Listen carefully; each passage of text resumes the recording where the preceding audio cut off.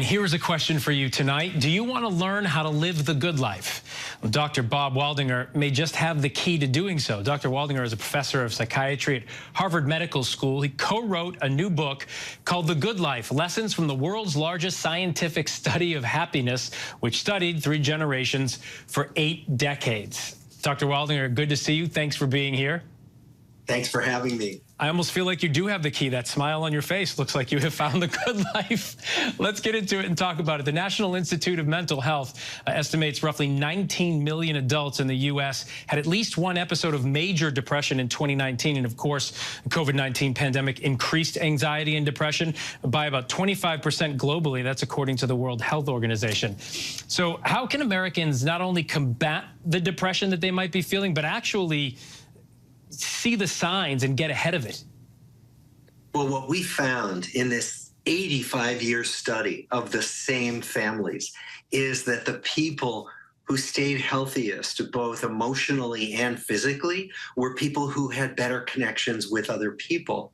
So what we find is that if people really build and pay attention to their relationships with others, they can weather some of the storms, some of the mental health storms, some of the physical storms, pandemics, that all of these crises are things that we need other people to help us get through.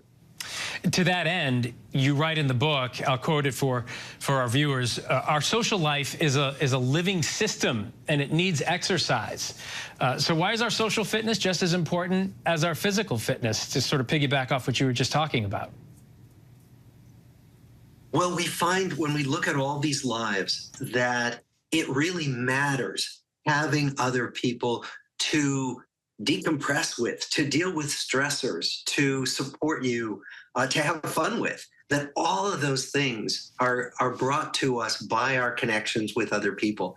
And so we also find that the isolated and lonely people are the people who have not just less happy lives, but whose health breaks down sooner. Yeah, this study seems to back up that phrase, you can't go it alone.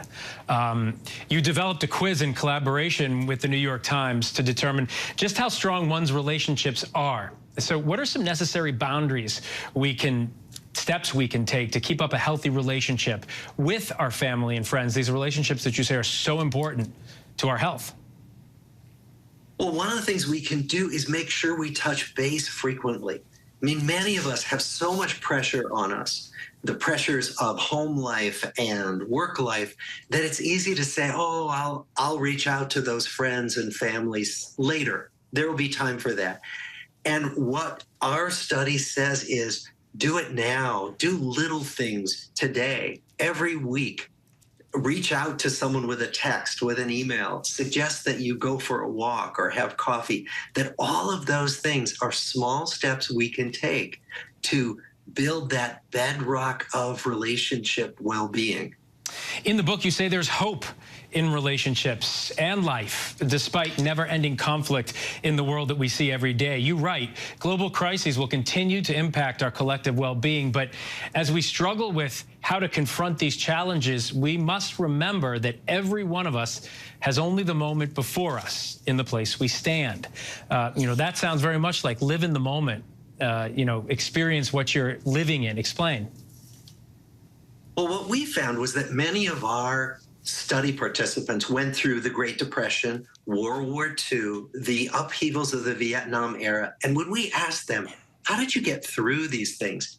Almost to a person, they said, it was my relationships. It was family, friends. It was fellow soldiers if I was in the war.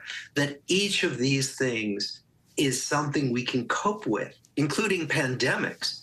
We can cope with them by making sure that we pay attention to the people we want to stay connected with. It takes maintenance. I had lunch with a good friend and colleague yesterday, and she said, live a deliberate life. Yeah. Be very deliberate about what you do. Just don't let the wind take you where you want to go. I'm looking forward to finishing the book. I really do appreciate your time, Dr. Waldinger. Thank you so much for being here with us. You can purchase The Good Life, Lessons from the World's Largest Scientific Study of Happiness, wherever books are sold. And this important note, if you feel your depression is severe or if you are experiencing suicidal thoughts, please do consult a doctor immediately or seek help at the closest emergency room. Also, the National Suicide Prevention Line is 1-800-273-8255, and there will always be someone there to talk with you. Hi, everyone. George Stephanopoulos here. Thanks for checking out the ABC News YouTube channel. If you'd like to get more videos, show highlights, and watch live event coverage, click on the right over here to subscribe to our channel. And don't forget to download the ABC News app for breaking news alerts. Thanks for watching.